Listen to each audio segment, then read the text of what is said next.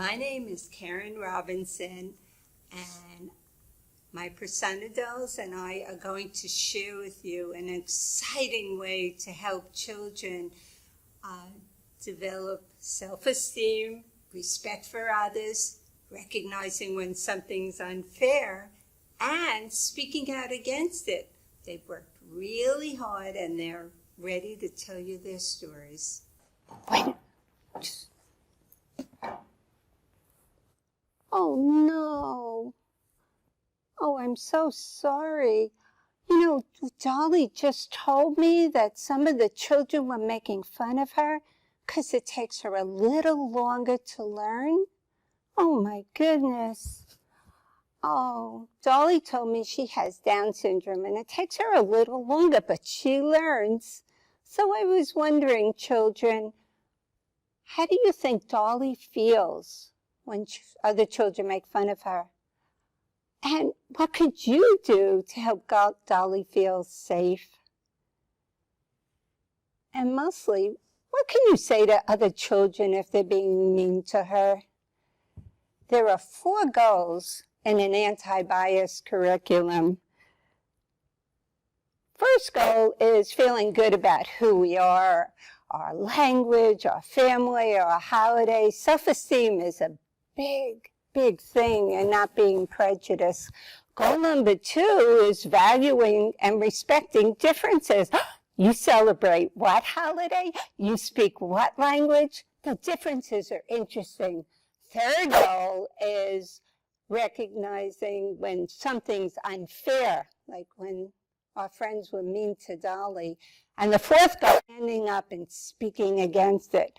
So I brought some friends with me today, and they're called persona dolls, and they are amazing. I don't know how teachers teach without them because they're so versatile. But one really important thing I have to show you, each doll has an emergency card. That's what we tell the children. But on these cards, their names and their stories, so we can be consistent. Now, this is Jacob. When Jacob was born, his legs were not strong. He had trouble crawling, and when he went to stand up, he couldn't. So he has something special called a wheelchair, and this helps him get around. And in our yard, instead of steps, we have ramps, so he could play every place. And, oh, excuse me, Allison. This is Allison. When she was little, she got sick and her foot was not okay. So they actually had to take off her foot and put on a new one. And now she can play like everybody else. And who else did I want? Oh, and this is Antonio. Like Jacob, his legs aren't strong, but they're stronger than Jacob's. And he uses a walker and some crutches and braces. And he likes to play just like everybody else. Whoops. Dolls can do 2 things. One, if you have a child in a wheelchair, that child's going to say, oh, just like me. That doll understands. And if wheelchair, they can start understanding what a different situation is going on. Now, when it comes to holidays, I really believe that we need to celebrate each other's holidays and learn about them. This is Jennifer, and did you know that soon she's going to have a holiday in her house? Jennifer is Jewish, and in her house, they have a Passover, and they have special dessert called macaroons. What's neat about the dolls is you don't say, Jewish people do this for Passover. It's Jennifer's family that does this. And this is when her family celebrates the Korean, Vietnamese, Chinese New Year. and she brought some decorations, and she's going to tell us about it. And this is Jaden, and Jaden celebrates Kwanzaa, and it's a harvest holiday. Oops. And about fruit. Now, sometimes, Famika wanted to tell us she just came from Japan, and she heard we were going to celebrate Thanksgiving, and she goes, "What is it?" She never heard of it before. So not only do people that celebrate Thanksgiving celebrate it in different ways, some people don't celebrate it or don't know about it. In addition to holidays, family situations, this is Allie. Allie was adopted, and she has a birth family and her adopted family. Now, Allie is the doll that represents my granddaughter, who's named Allie, and she was adopted. She came to my preschool, and every nap time, she would ask for Allie to come down and sleep with her, because Allie understood how the real girl Allie felt. That reminds me, if you walk into a preschool or a kindergarten and there's a family corner with dolls, they're probably undressed or they're swung around. But these are members of our class, so we don't put them on the ground. They live on a shelf, and they're treated like members of the class. So we don't undress them, and we don't swing them around. Okay, this is Petey. Now, oh my goodness. You know, Petey's a boy. But some of the kids said, "You're a girl," because he has long hair. Well, you know what? We know that it's not the length of your hair, whether it's short or long, that makes you a boy or a girl. Okay. This is Sophia, and she's a doll that came from another country. She came from Honduras. And you know what? Hard for me to understand because I don't speak her language and she doesn't speak mine yet. But we're learning words, so we want to be very kind.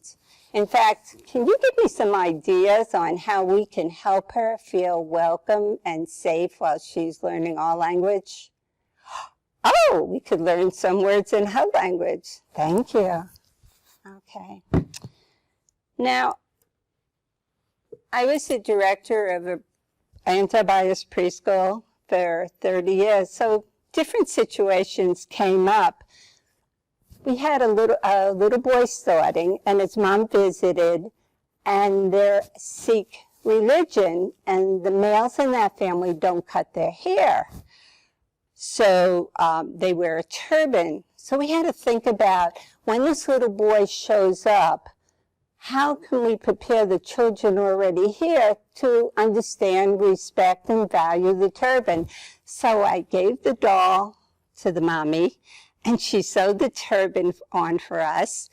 And we explained to the children, we're getting a new friend, and Daddy and the boys in his family don't cut their hair. They wrap it around and put it in a turban.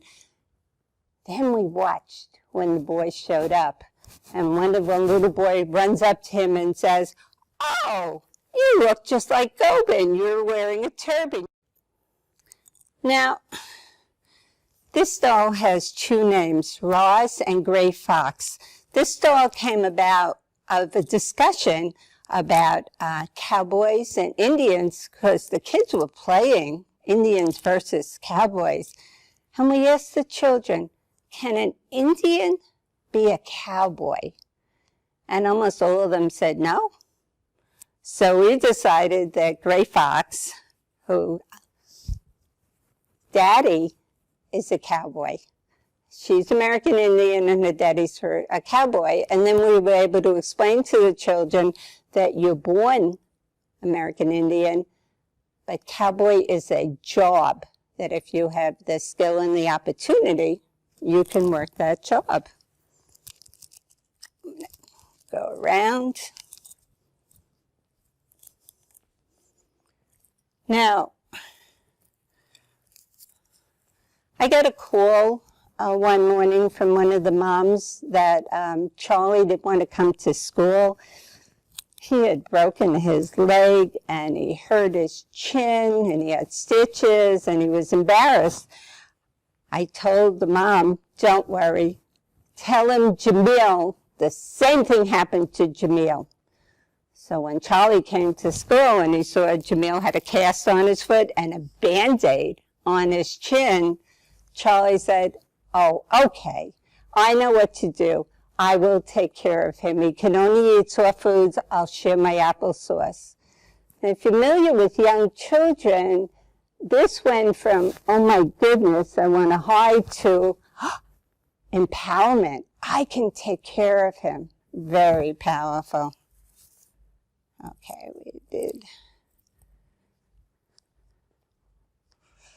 Then we had one doll, Jasmine, very, very sad. Her mom was deployed. Her mom's in the Army. How do you think she feels? We would ask the children. And what can you do to make her feel better? Every story should come with at least 2 questions. Then we write down what the children say. Now, the little girl whose mom was deployed said, just like me. I only had one situation where a child didn't say just like me. We were collecting toys for children at a homeless shelter, and this little boy lived at a homeless shelter, and he didn't say anything. And the neat thing was he had that ability, he had that right to identify. Sometimes children, say, lose a grandparent. We would have a doll the next day that would come down and, oh, I'm so sorry, your grandma died? Oh my goodness. That's a hard issue to discuss with children. But through the dolls, one little boy said, oh, I know, my goldfish died. And another child said, oh, well, I had a dog that died. And it started a discussion. And then this little boy said, I'm sad. My grandpa died. Now, sometimes children disagree, get into an issue. Now, most adults see the end of the issue. Usually not the first child that, say, hit, but the last child. So when we see a little fight going on, or one child making fun of another, we use 2 dolls the next day, and we redo the fight. Like Jasmine said to Allie, your hair looks stupid, and I don't like you. So we redid it with the dolls the next day, and the little girl who said your hair looks stupid said, I know why the doll said it, because she's jealous of her hair. You get insights into thinking of little children you wouldn't get any other way.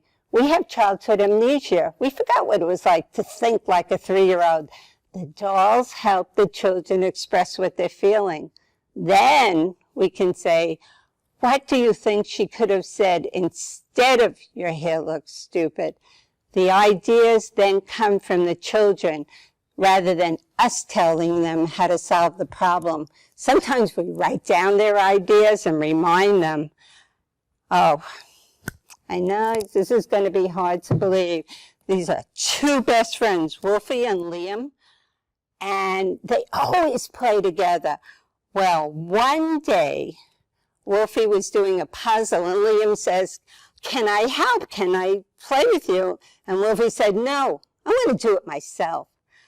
Well, Liam didn't like that, so he took one of the pieces of the puzzle and he sat on it while Wolfie wasn't looking. So you know what it's like to do a puzzle and have one piece that's missing? Oh yeah, He was so upset. And then Liam came along and put that piece in.